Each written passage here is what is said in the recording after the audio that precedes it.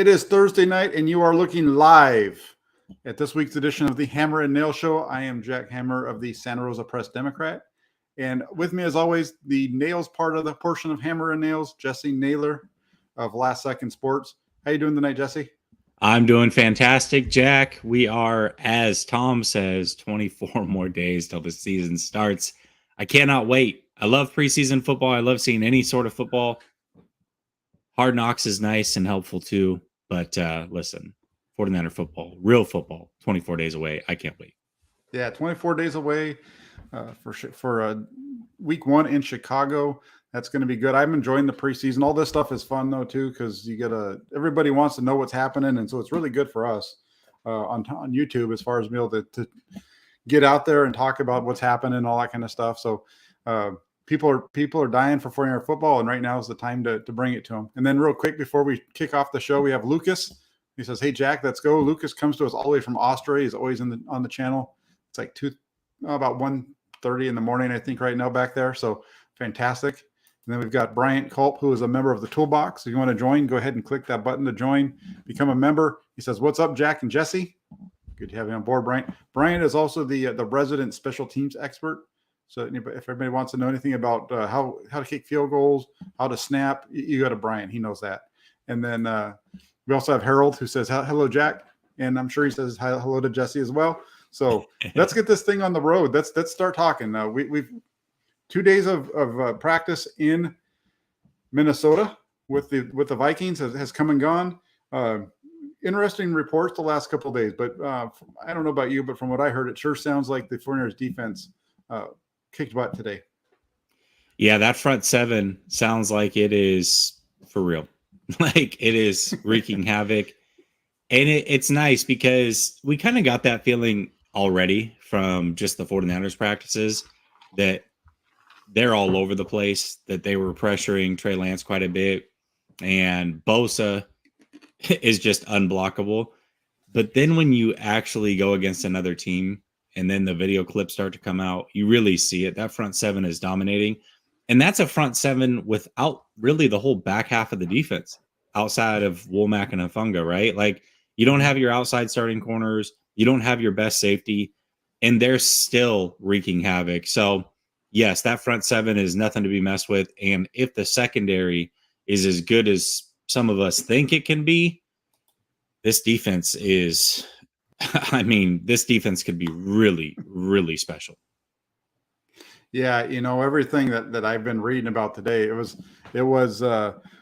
like you said, Nick Bosa dominating off the edge. You also have the big guy in the middle, Javon Kinlaw, creating double teams and those types of things. And that's really what they need is they need a guy like Javon Kinlaw to eat up interior defenders to free up Bosa, which think about what happens if he's taking on a double team, or if they're having even triple team him, that's giving Bosa one-on-ones that he's going to win.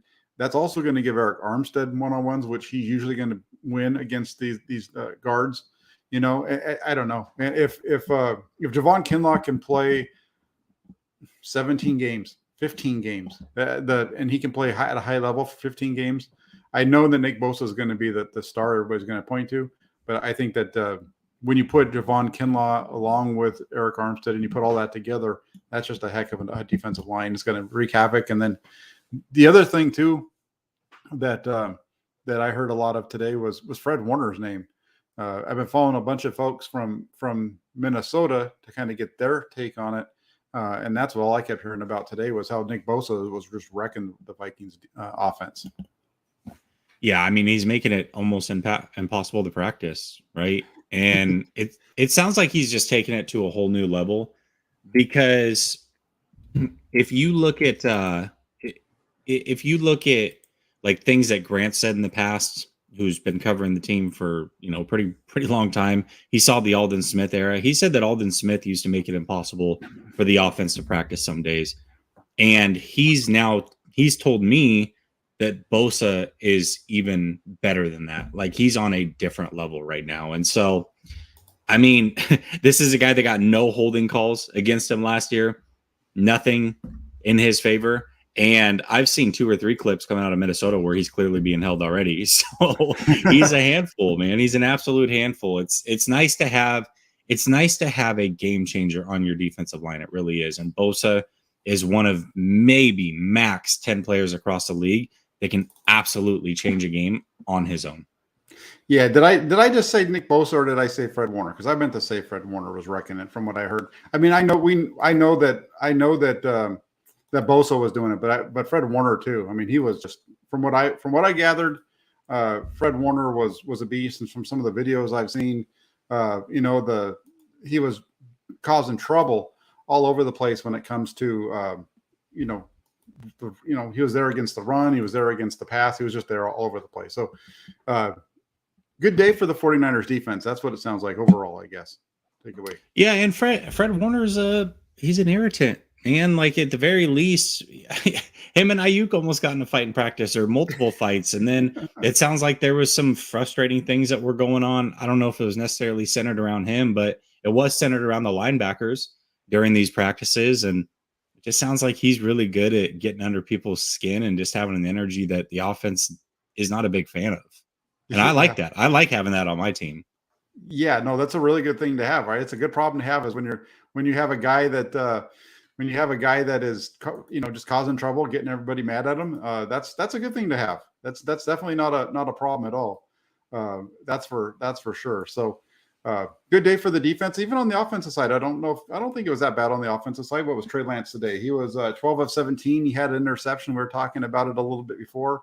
The pass looked like it was behind Deebo Samuel a little bit on the interception, but at the same time, I don't know if Deebo Samuel necessarily has the biggest catch radius of anybody out there either. Yeah, he's a little stockier. I mean, Brandon Ayuk is more of an acrobatic catcher, and some receivers are just like that. Brandon Lloyd was phenomenal at that. I mean, one of the most acrobatic catchers you've ever seen. Some people have big catch radiuses, some people don't. That's just not Deebo Samuel's biggest strength. And so if you throw it a little bit behind him, chances are he's probably not going to contort and make that play. It's just not who he is. Yeah. And, it was a little bit of a rough pass for Lance, but hey, that was his. Yeah. I mean, ultimately, if it's behind a receiver, that's on the quarterback, right? You would love for a receiver to make that play, but you can't put it on Deebo Samuel. No. I mean, you look at it, and that's his first interception in a few days. He's been doing a lot better lately. We'll get into Trey Lance a little bit more later on in the show. But just kind of moving off of what we saw, was there anything else maybe from Minnesota before I jump off of it that popped out to you from what you saw from afar? I mean, not really. Nothing crazy. Well, we're gonna talk about all of this stuff, but yeah, I mean, obviously the secondary was giving things up. When you don't have your starters out there, that's going to happen. You've got good receivers on the Minnesota Vikings. I mean, really outside of one position, it almost sounds like the offensive line did a really good job. So I know that we're going to talk about maybe some of the struggles along the offensive line, but some of the good things to take away is it sounds like Burford and Banks continue to do a really good job. And so those are good things to hear. And Javon Kinlaw, I mean, him practicing both days, doing good. Like you said, taking on those double teams, that's exactly what we need him to do. So I'm excited to hear about some of those guys that, in Kinlaw's situation, really his last chance to prove it before they go pick up fifth-year options and whatnot. And then for these young guys to know that they're still holding up against other defenses. Yeah, no, for sure. And it's good. It's been a good week of practice for the 49ers overall. Between what they had in Santa Clara on Monday and then heading out to Minnesota and getting to take on a team that I think is going to have a pretty good defense out there with the Vikings. So, a couple of other things outside of that as we move on is the offensive line. We heard a lot yesterday about the pressure that Trey Lance was under along that offensive line, and there were I think there's some reasons to kind of look at that group and wonder what it's going to become. In particular, I guess I want to ask you, how big of a concern do you think that offensive line is? It's interesting because we talked a lot about the interior offensive line being a concern really before all this started. And right now the interior offensive line is doing a pretty good job. Now it's the right tackle, right? McGlinchey's out. McKivitz certainly is not a great replacement. School's not a great replacement. We'll see. We'll see what's going on with McGlinchey. I mean, is this a long-term thing? And it's a very important position. And really, if McGlinchey's out, you've remade 4/5 of your offensive line on the fly. Like that's never a good thing. Go from one season to the other. 4/5 of that offensive line is new, and you've got a first-year starting quarterback. That is not ideal by any means. So hopefully McGlinchey's healthy. You know, if this had happened earlier in training camp, I almost wonder what the 49ers would have done. I almost wonder if they would have had Burford play right tackle, maybe Poe be the right guard, or keep Brunskill at right guard, who's also hurt, by the way. But, you know, there are answers on this roster. I just don't know how much shuffling you want to do. And now, you know, we just got excited when the show started. Hey, we're only 24 days away. But the flip side of that is we're only 24 days away. And so making big changes now, too little, too late. So let's hope that McGlinchey's healthy, because if he's not, it could get really, really ugly on that right side. Yeah, I agree. There could definitely be some issues there. It'll be something that's going to be worth taking a look at. I mean, you look at it last year and they had the same situation. I think it's kind of,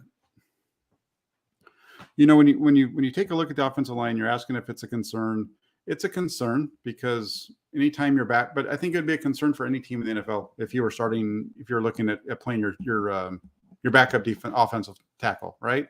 Offensive linemen struggle enough in the NFL as it is. Then you start putting in the backups, and it's going to be rough. And we know that McKivitz he's all right.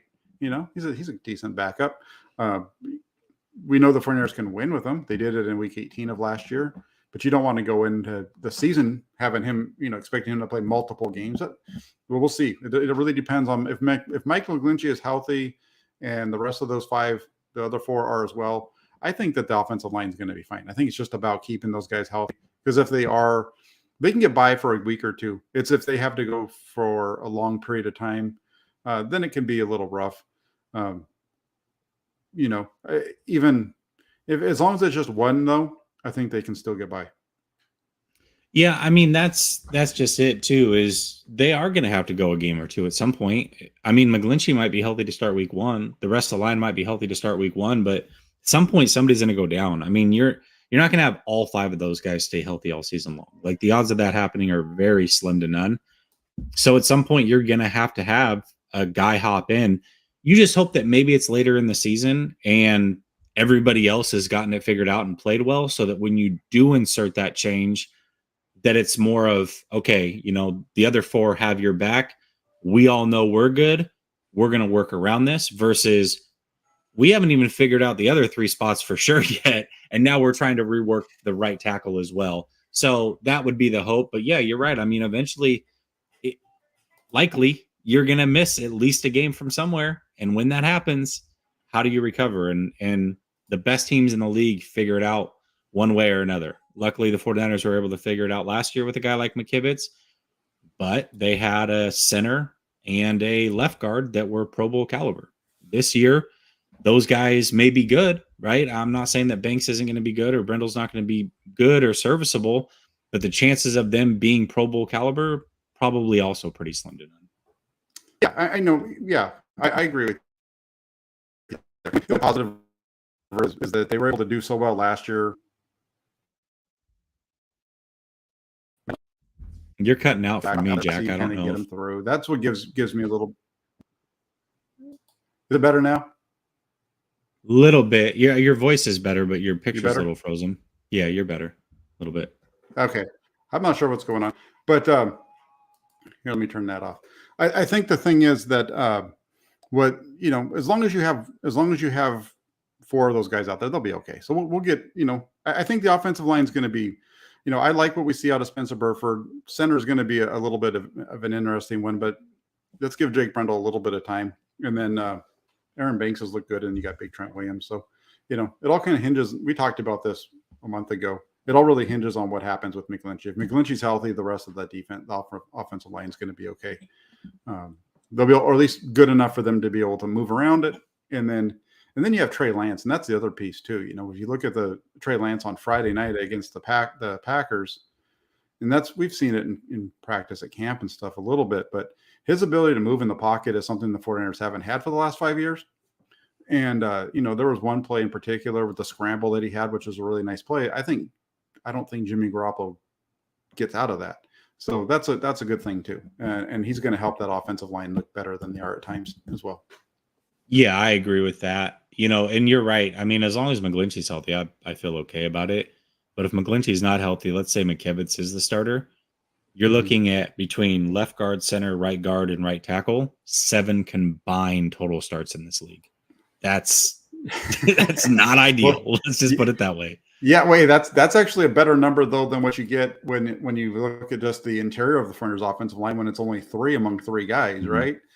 Yeah. you know that's the other thing too. The interior, the only guys that have started a game there are Brendel. He has 3 of them. The other 2 are brand new. So we'll see how it works out with the 49ers interior of the offensive line. But I think they're going to be okay. I've been a little bullish on that group, so maybe I'm not the best one to ask on that because I keep saying that they're going to be fine and I don't want to be wrong. So, you know how that works, right?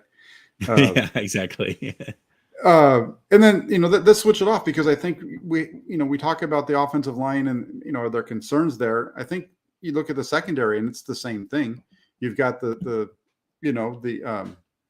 you've got injuries to 3 of the 4 starters, actually 5 if you include the nickel. So 3 of the 5 in the secondary are injured, and we know that Jimmy Ward might not be ready for week 1. So, you know, what do you think? Is there more concern? Do you have some concern in the secondary? I have some slight concern, but it's not that bad because luckily the 49ers do get 2 of probably the worst teams in the league to start the season out. And, you know, in Chicago's case, they have a good quarterback, presumably, but they don't have any receivers that you worry about.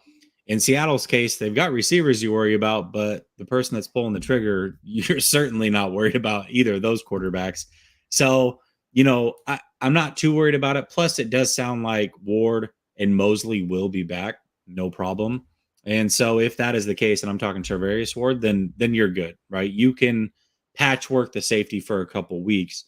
I do have a question for you, though, and I'll give you my answer afterwards, but who do you think's more important to this year's team, Fred Warner or Jimmy Ward?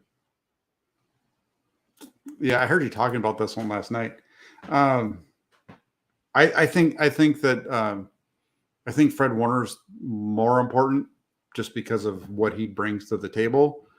The 49ers, I think they're going to be able to win games based off of what their front 7 can do. We kind of talked about it just at the top of the show, right? With what was happening in Minnesota today, how well they play in the middle.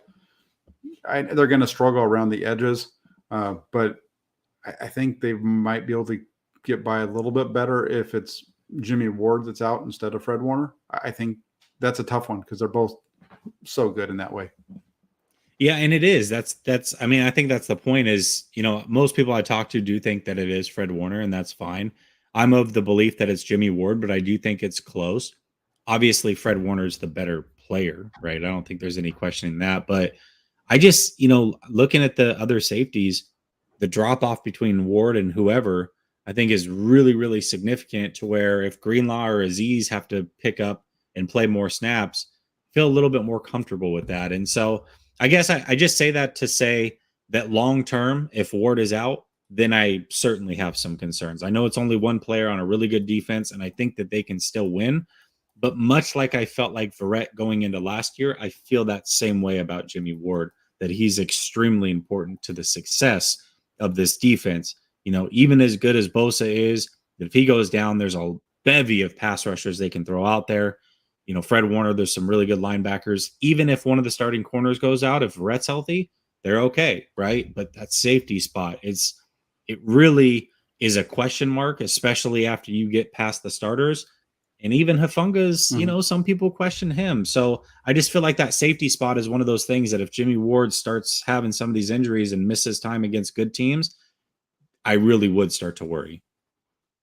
Yeah, no, I would start to worry, especially after we know I think week one they can get by, you know, Chicago with what they have.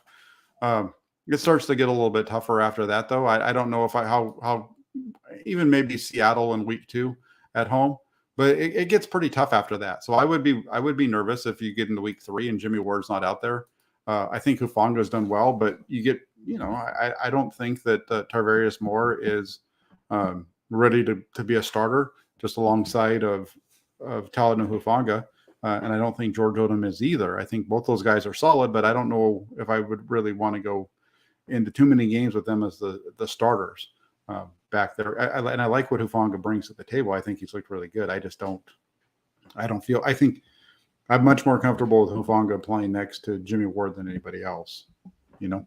But I would say the same thing about the linebackers, because I think that Fred Warner makes Azeez Al-Shaair and Dre Greenlaw and Demetrius Fowles, better than they are. You know, makes them better. I shouldn't say better than they are because they're really good, but you know, he elevates their level of play. Yeah, exactly. Just like Bosa elevates the level of play of an Armstead, who's really good, right? Like, it's just the way it works. When you have a superstar next to you or a game changer next to you, makes your job a little bit easier, right? Like, you're not expected to do quite as much. Just do what you do well, and that's it. Yeah, absolutely. Absolutely. So that's a good question. You didn't prep me for that one, but that's a good one. I like that. Luckily, I was watching your show last night, so I heard it a little bit. You were on top of it. Yeah. Yeah. Let's go to that before we kind of divert into, I think, what everybody wants to hear about, which is the quarterback. Let's talk a little bit about wide receiver. You wanted to, you know, you were asking me, you know, between Juwan Jennings, Danny Gray, Ray McLeod, who is the wide receiver 3 at the end of the year? I'll let you start on that one, and then I'll answer. Yeah, this one's a tough one. It really is. You know, Jennings has struggled early in camp. He's starting to pick it up.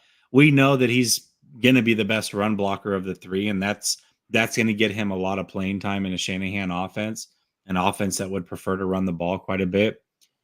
Man, you know, Ray and Danny have done a real good job of making a name for themselves. And, you know, maybe it's like last year. They had who's the special teamer that ended up on, I think it's Miami, the wide receiver that caught the touchdown from Trey to start the preseason? Yeah, it's Trent Sherfield.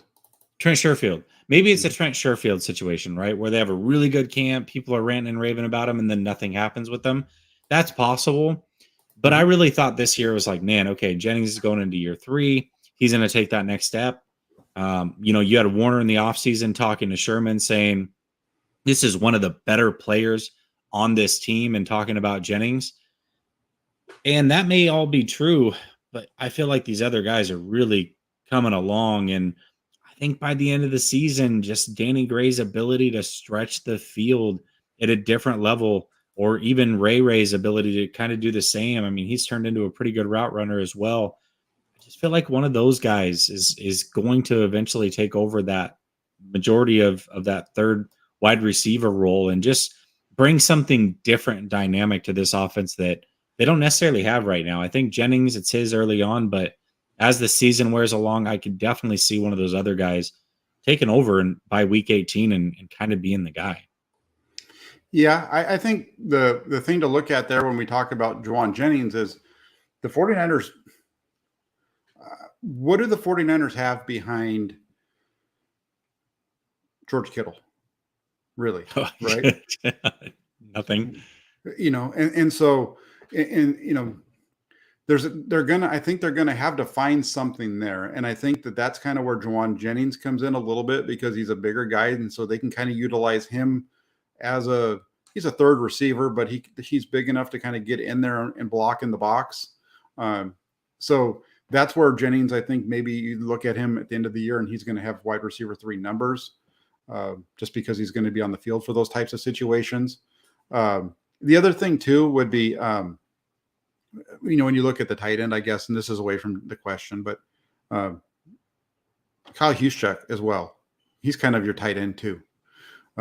If the 49ers get involved a lot with what we saw at the end of last week on Sunday and on Monday in Santa Clara with the motions and that whole, you know, triple option look and all that kind of stuff, if they really start to go down that path, you don't really need another tight end, because you can put George. That's when you start to use a guy like Kyle Juszczyk as your tight end, because the way that they were running it, they had a running back lined up next to the quarterback with one of the wide receivers as the halfback.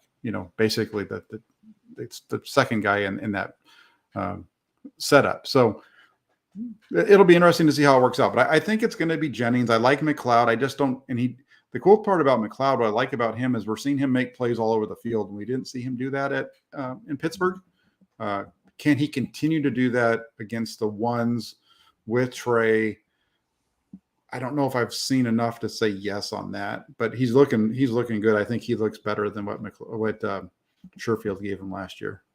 And as far as the other one, Danny Gray, I think he's gonna put up some stuff. I heard on the big touchdown on Friday night, I hear and I've heard him say it a couple of times, but the Dante Whitner talk about how he's the big deep guy.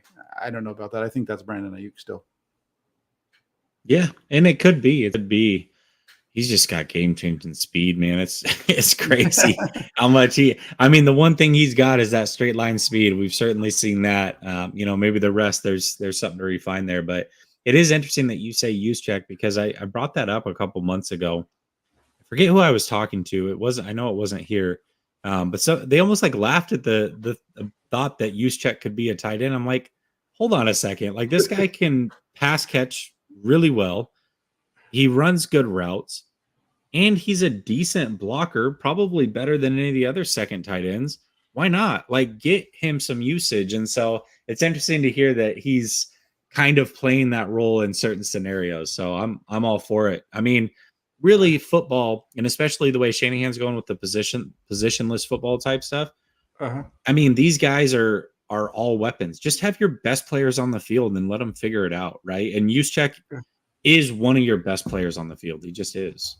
Yeah, absolutely. And the funny thing about that is, why would you not think that Juszczyk could do it? Maybe is it a size thing? Because I don't know. Outside of George Kittle, Kyle Juszczyk is just as big big, like physical, like as any of the tight ends the Flyers have. I keep hearing people talk about Charlie Warner as the big run blocking tight end. Charlie Warner is not a bigger guy than Kyle Juszczyk. It's not like he's a thick guy in any sense really.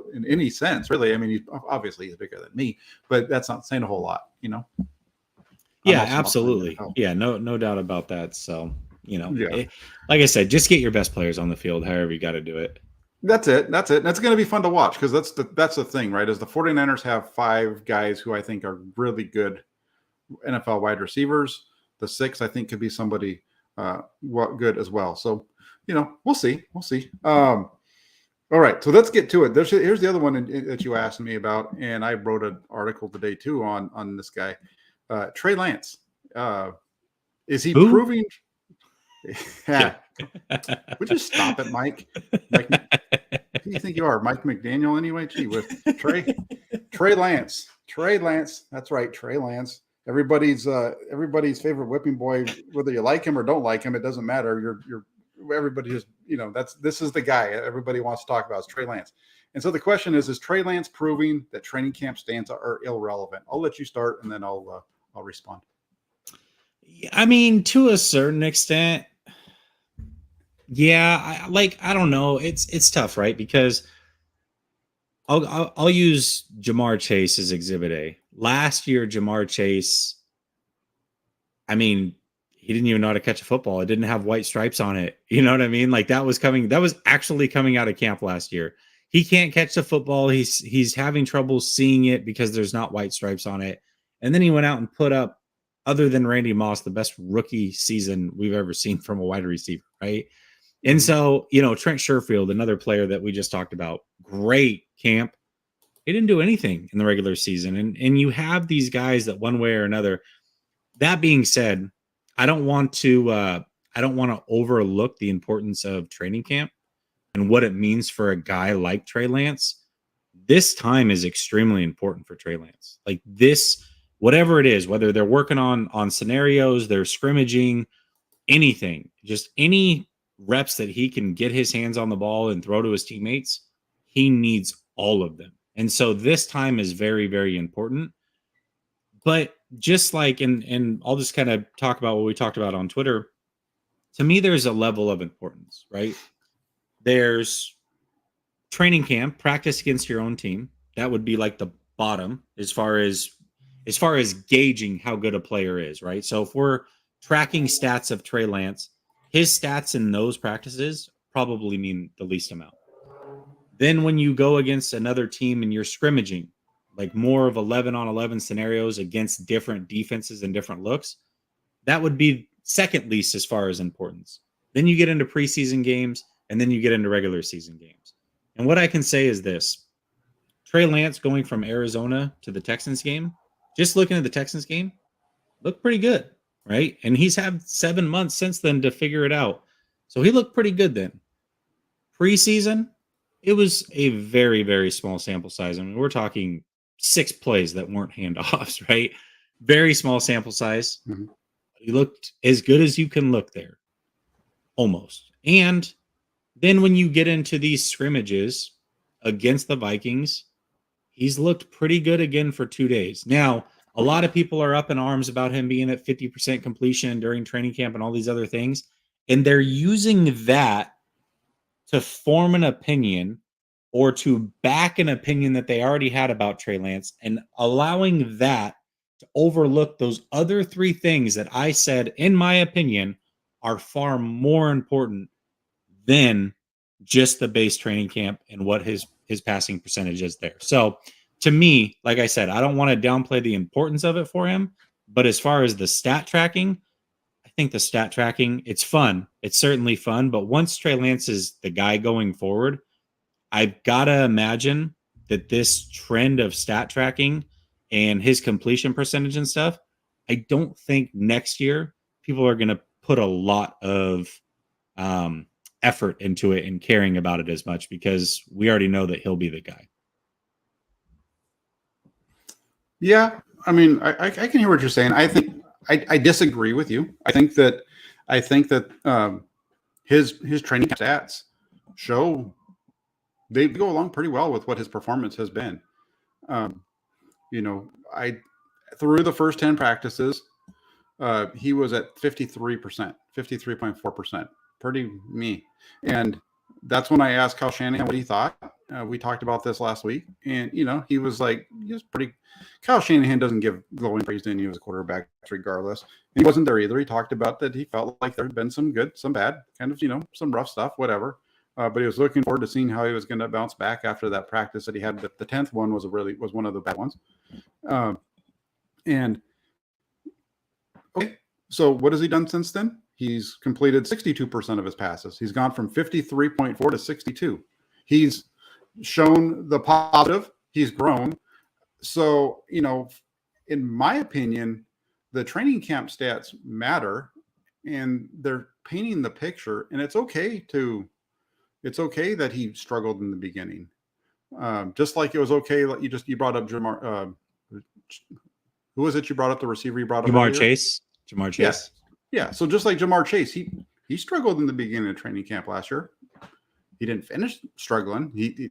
It changes, and you have to be able to understand that there's change, right? And you need to, and so that's why, like when we had this conversation last week, I don't have a problem talking about the negative with anybody, especially with Trey Lance, because when Trey Lance performs well, it's so much more fun to talk about it, because you can say, look at how much growth this guy's had. And I think you look at his training camp numbers and you see where he was in the beginning, and then you see kind of the transition after that. And might be at 50. Right now he's at 57.3%. That's good. When you've started off at 50.5, which where he was when I sent out that one tweet that everybody got all fired up about. Remember that? He was at 50.5. Now he's at 57.3. The only way you do that is if you're doing really good. And he's at 62.5, over 62% in the last 6 practices in a two series in the game. So he's trending in the right direction. And I don't think that they're irrelevant. I think there's relevancy to it. I mean, a year ago, if we were sitting here having this conversation, everybody that talked about 49ers, if you were a Trey Lance fan, was all over the relevancy of those stats.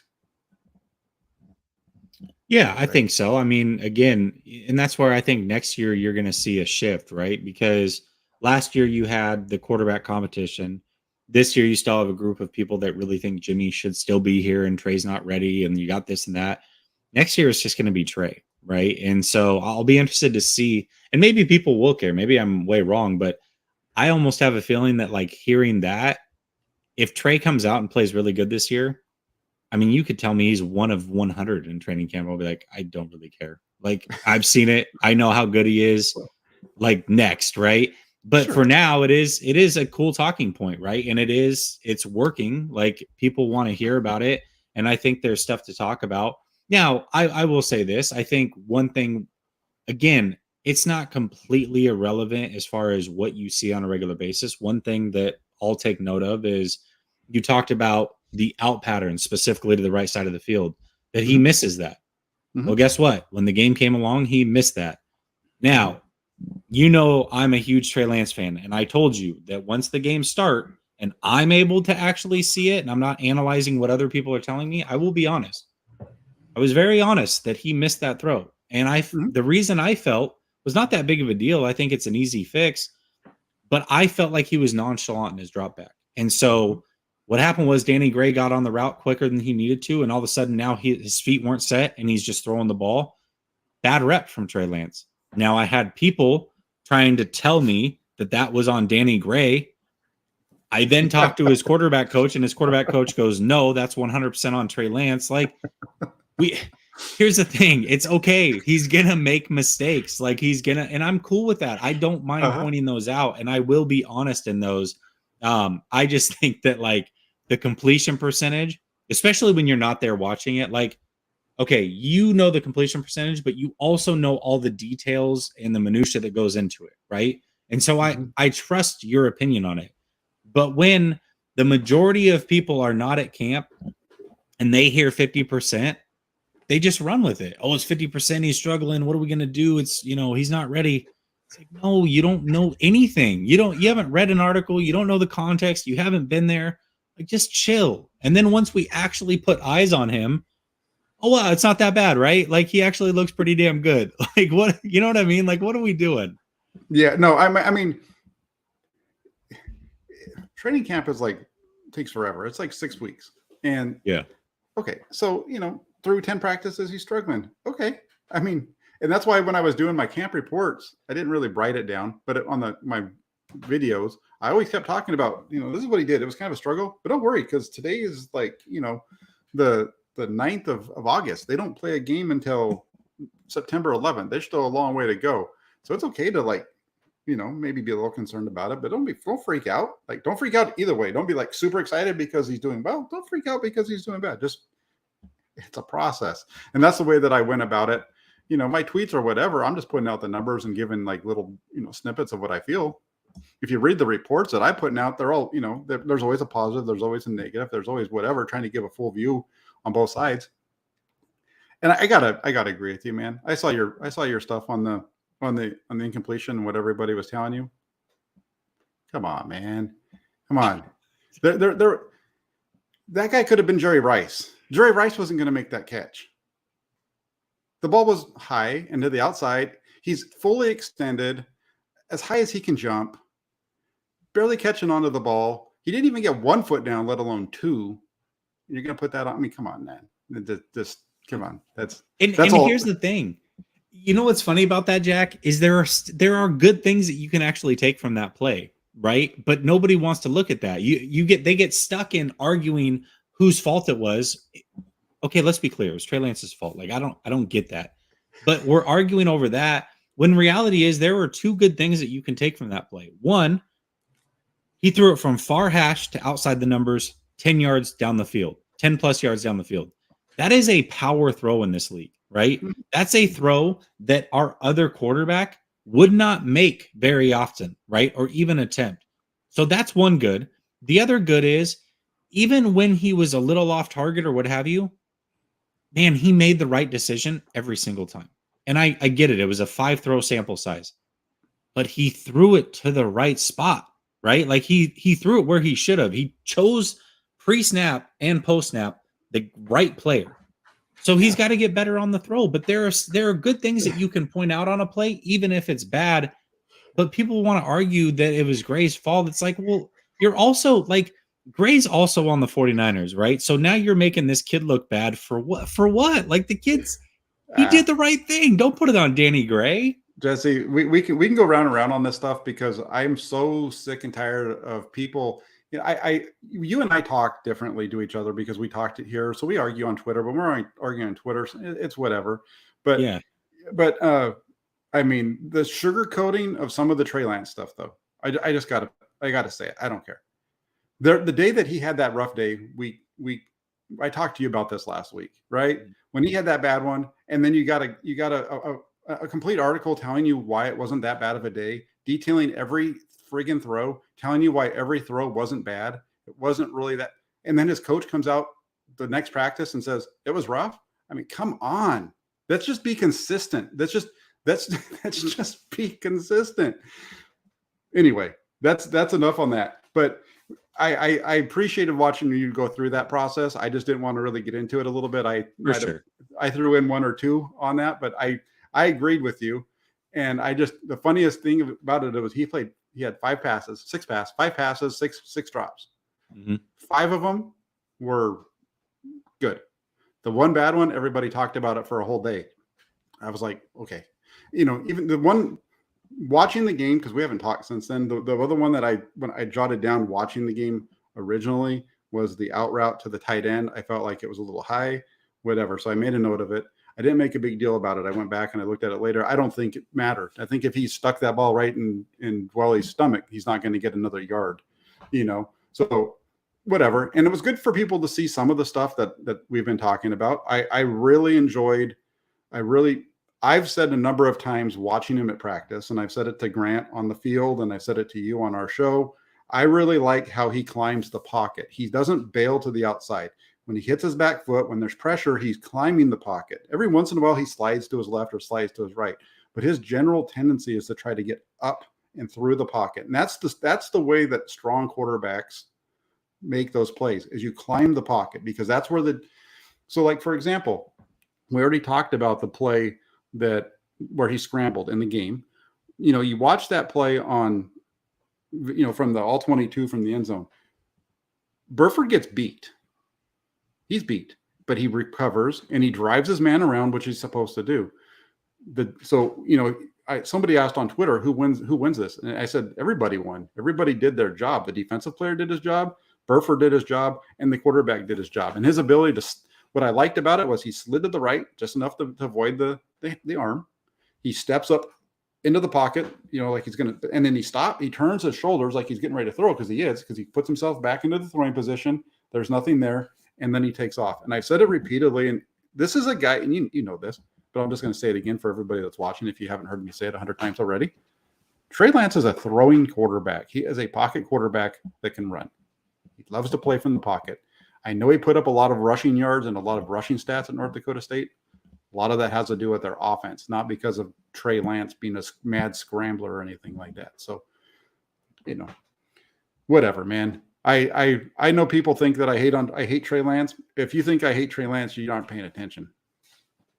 Yeah, I mean, again, you and I have been talking about these quarterbacks. The very first show we did together, Jack, was literally breaking down the 5 main quarterbacks in last year's draft. That was the first show we ever did together. And then we're like, hey, let's do Hammer and Nails, and it turned into a thing, right? Mm-hmm. That was the very first show we did. And we went in depth in that show.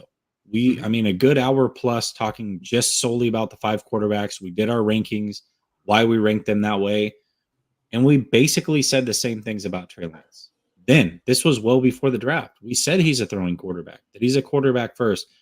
And those things that you just talked about, there's a player that a lot of 49er fans really wanted in Justin Fields. And I feel bad for his situation. It's not a good situation. I'm not going to pretend that it is. Mm-hmm. But Justin Fields is going to get sacked a lot more than he should, because he doesn't do those things that you're talking about. At least not that I'm seeing yet. No. He's a guy that when the pocket starts to collapse, he's retreating backwards, which is the worst thing you can do because you're going to get yourself caught in these weird things and losing 15 yards at a time versus just taking a sack and losing a couple or moving up in the pocket when it's collapsing around you. Trey Lance, for a young guy who's a project, remember, Trey Lance was the project coming out. He's doing things that all the elite quarterbacks do. Doesn't mean he's going to be elite, but he's already doing things that are advanced for his age and for being a project that people said he is. He's showing in many areas he is far from the project that other players actually are. He has things that he needs to improve on, but you talk about the Justin Fields thing was just so wild, and I'm surprised you didn't bring this up, but right now, if you say a bad word about Trey Lance on 49ers Twitter, everybody it just flames you, right? Because that's part of what Twitter is. There's a mob on mentality when it gets to Twitter, but this back around like March of last year, late February of that year prior to the draft that Trey Lance came out, 49ers Twitter, they didn't care what it was. It was Justin Fields or it was nobody. They didn't care about. There's a couple people that said, hey, pay attention to Trey Lance. There were far more people that were on the Justin Fields hype train than anybody that was on Trey Lance. I mean, and let's just be real. I wasn't a Trey Lance fan at first. No, I wasn't. He was your number two behind Mac Jones. I remember you had Mac Jones and you had Trey, but you had Trey above Fields. You had Trey above Fields the whole time. But I didn't. No, I didn't. I didn't originally have Trey above Fields. When I originally watched him, I didn't like him. Part of it was because the first game I watched was the championship game. And the championship game was one in which he didn't play very well from a passing standpoint. They're running the hell out of him. He looked a lot like to me in that game, they made him look like Tim Tebow with the way that they were utilizing him. We know with the interior runs and all that kind of stuff. So no, I didn't like him right away. But what happened was I was going through all of the quarterbacks. And so then once the 49ers made the trade up, then you knew they were going to go quarterback. And so I went back through and I was watching. You pretty much knew at that point it was either going to be Mac Jones, Trey Lance, Justin Fields, right? Those were the three. And when I went back and watched Lance again, just kind of focused in on him a little bit better, did a better job of understanding what I was seeing. Yeah, that's when I put him up there. I still felt like Mac Jones was the best, whatever. But yeah, Trey Lance is the real deal. I liked what I saw of them. I totally understand why the 49ers went that direction because of what I saw in the film the second time around. Yeah, and let me be clear. When I say in the beginning, I'm just going off of our first interaction, like our show together. Yeah. I remember your rankings in that show was you had Lawrence, Mac, Lance. You might have had Mac, Lawrence, Lance. I don't remember, but it was something like that. I didn't have Lawrence in there. I wasn't because I never watched Lawrence because I knew the 49ers weren't going to have a chance at him.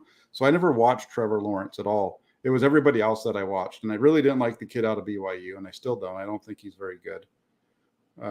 I don't understand the Justin Fields stuff. There's stuff just what we see on Justin Fields and the goofy stuff that we see him do with the Bears.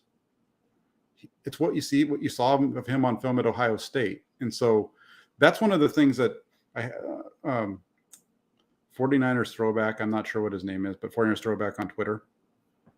He said something to me today, and we were kind of going back, and I was talking about it, and I think it might have been Swan Song actually, who was like, it's cool, like how everybody, the stuff that you're saying about guys at camp, we're starting to see it play out or prior, and my whole deal was like, for me, it's cool to see these guys, what you do. It's cool to see these guys go from what you see on film and see that translate into the NFL. Like Sam Womack, for example, right? I was a big fan of Sam Womack after I saw his college film, when they did that film breakdown. I was like, this guy's a good player. And then to see him do that now, we're seeing it with Trey Lance. We're seeing it with all these guys. It's the 49ers rookie class. These guys deserve a lot of credit for who they're bringing in. Yeah, absolutely. And you're right. I mean, sometimes guys will surprise you one way or another. You, it's an educated guess because you're watching these guys and you're trying to project, and that can be tough. Hmm. But there are a lot of things that are very, very obvious if you're willing to just analyze it as is and not get caught up in an echo chamber and form your own opinion, right? And Hmm. regardless of where you were at on it last year, I was very, very confident. Now I was a new guy, right? And on Twitter at the time, I had like 300 followers. Like nobody cared about. I mean, I don't have a lot, but you know what I mean. Like nobody was paying attention to anything I was saying on Twitter then, and so I wasn't able to make any sort of head movement and push people the Trey Lance way, or my stuff was getting shoved down. But it's like I felt very confident in my evaluations of those quarterbacks, and I felt very confident in the things I was saying about Justin Fields and that they cut the field in half for him, gave him easy high-low reads, that he would do some things that just were unexplainable with scrambling and losing yards for no reason. And yet you do still see those things. Now there are things that he does that are great. He has a cannon for an arm. He makes throws that, gosh, almost nobody can make in this league. He's extremely athletic. He's a smart kid, but he makes boneheaded decisions on the field. Like both can be true. Trey Lance, on the other hand, is a smart kid, protects the ball quite a bit. Like we saw that in college, almost to a fault. And so these things are starting to show themselves. And we'll find out. We're going to find out real soon. By the end of 2023, we're going to know for real who's who and who's not. It'll be interesting to see how this whole thing plays out. Yeah, I think Lance is in the perfect situation. That's the biggest, on top of that as well. Lance is in the perfect situation here. He has a coach who knows what the hell he's doing, and he's got really good, teammates around him. And they're going to be in a good financial situation, even with some big contracts coming up, because they can get Lance for 4 years, year 5. If they redo his contract, they can do like what we've seen with these guys where they give them big money, but it's really low in the beginning and you just spread it out and you keep extending them and all that kind of stuff. So yeah, no, it's a good time to be a 49er fan. You should be excited if you're a 49er fan for what's to come. And, I understand if you don't like Trey Lance, that's okay. You can be wrong. I mean, that's all right. And the one thing, and somebody mentioned it over here, I will say this though. The only thing that really bothers me more than being told that I'm a Trey Lance hater. No, this doesn't bother me more than that because that's just flat out baloney. But I think we do need to get away from this. Where was it? Darn it, I just missed it. Somebody put it up here. They had said, something about it had to do with the previous quarterback, right? Maybe I deleted it. I don't know. It was on here. I thought I saw it right here. He says it's time to stop talking about Trey and Jim. It's pointless. Different skills, stage of career. Reason Jim got so much hate. Fans think you have to choose sides. I'm Trey fan, but appreciate what Jim helped build. I think that in reality, we should not compare them. And the reason why. You don't think much of Jimmy Garoppolo. You think he's a bottom half of the NFL starting quarterback, if he's that. Why are we comparing a guy who the team used 3 first-round draft picks to a guy who nobody felt like could carry this team? So, and I get it, and I do understand why it happens to an extent because there's some goofballs, right, on Twitter but I think we need to do a better job of ignoring them. Yeah, I don't disagree with that. I also think, to me, in year one, everybody wants to make the comparison between, Mahomes. He better be a Mahomes. He better be an Allen. He better be a Herbert or whatever. It's like reality is no. I mean, the comparison is this team needs slightly better quarterback play in year one. Now, if by the end of 2023, Trey Lance is not clearly better than Jimmy Garoppolo, I was wrong. Way wrong. Right. And I'm okay admitting that. But early on, especially the first half of this season, we just need slightly better than Jimmy. We don't need Mahomes. Like we don't need Mahomes to win a Super Bowl. We just don't. Right.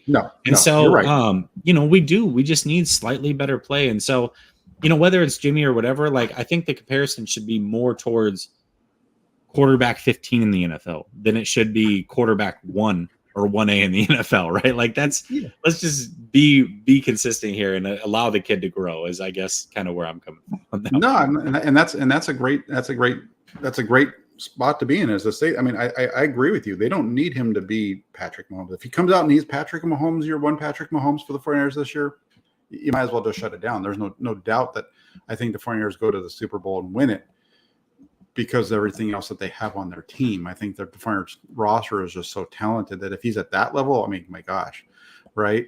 I think that if he's just a little bit better than Jimmy Garoppolo, which I think he's going to be, that's cool. And that brings me one other thing. I said a few weeks ago, and I wrote it in one of my articles, that at that point, I think it was like after like day 8 or something like that. I don't know. It was early on. He was struggling. And I wrote that I don't know if the 49ers are better at quarterback right now than they were a year ago. 49ers are better at quarterback than they were a year ago. It shows with his legs. He can make throws that Jimmy Garoppolo just couldn't make. I don't care what Kyle Shanahan said on that piece as far as Garoppolo could hit almost every area of the field, but he was not good down the field. And Trey Lance is going to be better. He's going to be better in 2022 than Jimmy Garoppolo was, I think. Yeah, which is great. I mean, that's great to hear, and if health willing and some luck goes your way, we'll see. I mean, they could win a Super Bowl, and it would be unprecedented, but it is possible. It is possible. Yeah, no, it'll be what year were the Steelers when they won their first Super Bowl with Roethlisberger? That was year 2, correct? Year 2, I think, yeah.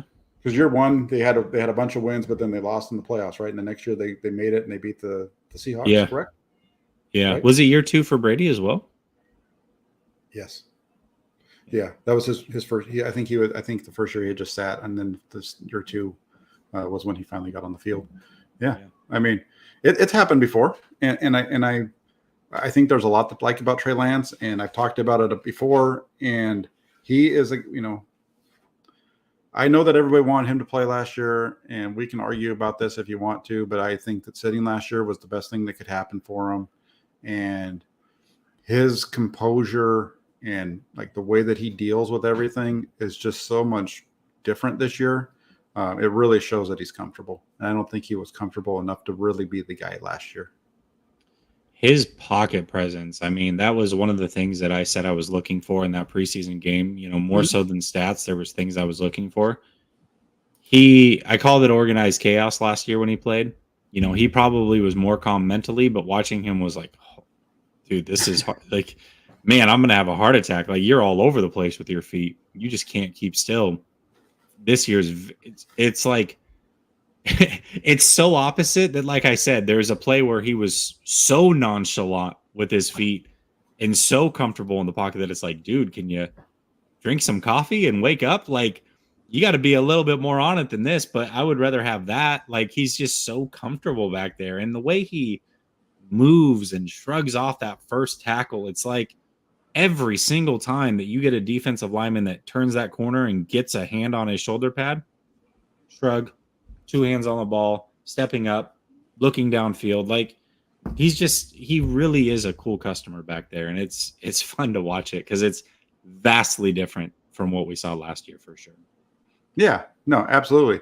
I think part of the reason why you're almost having a heart attack watching him play is because I think in some ways he's almost like your third son. Kind of is. I'm teasing.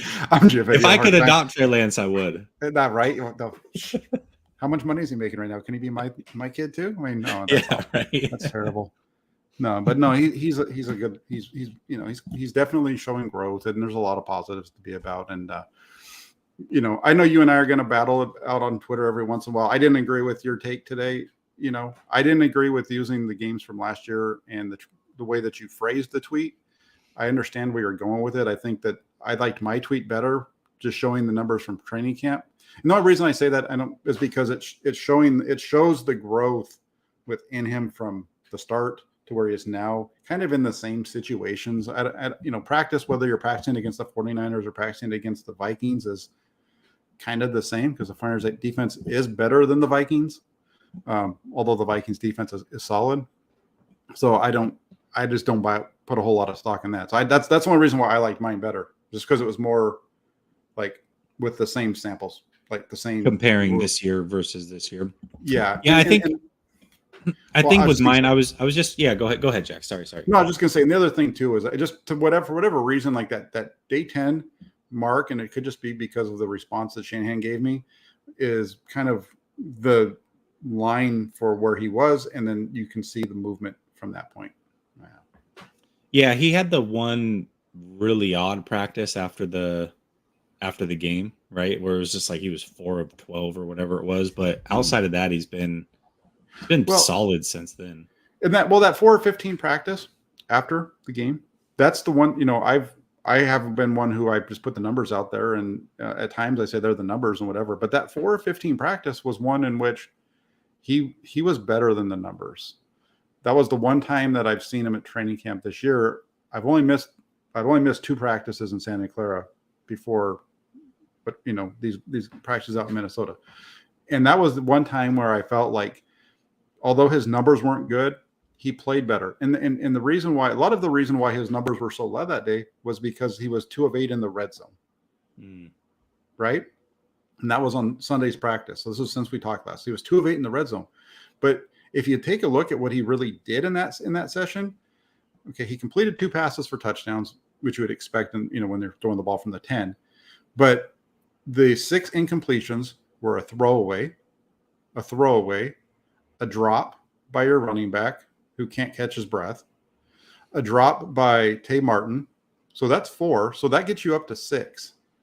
He had a throw to Trey Sermon in the back right corner of the end zone that just missed. It was, the ball was just a little too far. So you can chalk that up as a bad throw if you want, what have you, it wasn't that bad. It was, at least he gave him a chance. And then it was the pick, and the pick was, part of where he doesn't get his arm up high enough.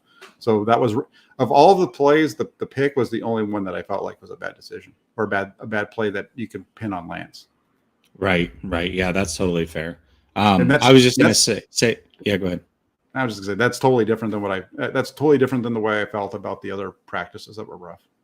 You felt like the other practices are like, if it was a rough day, it was just a rough day. Okay, that's fair. Mm-hmm. Yeah, I think like my main point is I've said it before, but Trey Lance again looked pretty good against the Texans. We saw a lot of growth. Was it perfect? No, not by any means, but it was pretty damn good for your second start ever at 21 years old.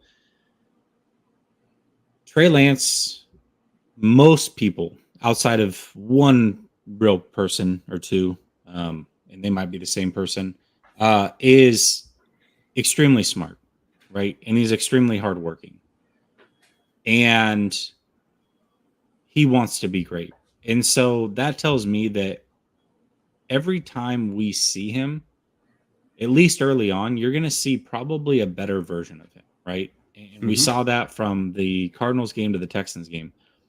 It's been 7 months. It'll be about 8 months from the time he takes the field against Chicago and the time he played against the Texans. If you think this kid somehow, with all the experience he's gained in that time and how hard he works and how smart he is, hasn't improved from the Texans game to the Bears game, I think that take right there, based off of some practice and whatever, I think that is a wildly rough stance to take. And those that are taking that stance, God bless you. God bless you. Well, I mean, come on, man. It's Twitter's funny, and I had a guy that who's a big North Dakota State guy. He doesn't like it when I say stuff about Trey Lance, and he was going on and on yesterday with me, and then he got into the racial stuff. And there's weird stuff on Twitter, man. So we both spend too much time on Twitter, really. There's just some really good guys to talk to on there, and then there's some that are really weirdos. I'm sorry, I'm not pointing anybody's name. I'm not going to point anybody out, but I'm just saying, I mean, there's just some weird stuff that people say on Twitter at times. So whatever, man. Sure. It is what it is. Trey Lance is going to prove us all wrong, or he's going to prove everybody right. I mean, it's going to happen, and we can sit here and I'm going to keep arguing with you about training camp stance until the season starts, and and then we're not going to care at all. Neither of us are going to remember any of this. No, because once the season starts, nobody. Here's the thing, like, even with Jimmy Garoppolo to an extent, I didn't care about his stats really. I mean, it was cool to point to him and kind of show that he was whatever. I think the biggest stat, the one I'm really going to care about is where are the 49ers in net yard per pass attempt. That's all I really Yeah. care about, because that's showing whether they're doing good or not. So we'll see. It's going to be fun. Obviously that, and are they winning or losing? Those are the only stats that really matter. Yeah, for sure. Absolutely. So anyway, what do you got coming up? You have a show coming up in about 20 minutes, right? 5 minutes actually. Yeah, 9:15. Call-in show. So call-in show every week. It's your time to get your takes off and call in. So Last Second Sports, tap in over there.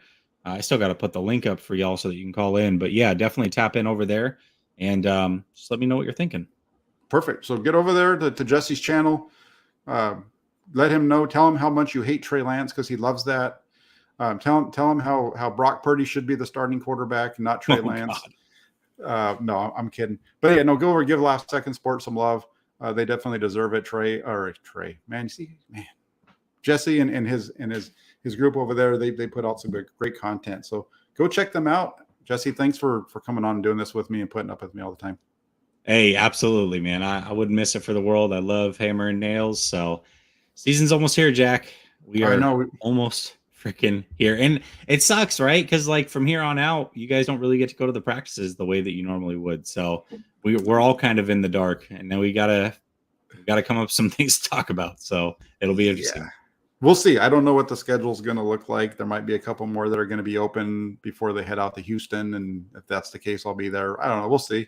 It's going to be fun though. And I'm going to be in Chicago for week 1. So that's going to be good too. So just want to say thanks to you. And also thanks to everybody in the comment section. You guys are fantastic. You guys have been keeping it lively over there, yelling at each other. That's always fun to see, and yelling at me over in the comment section. Love it. Love it. Bring it on.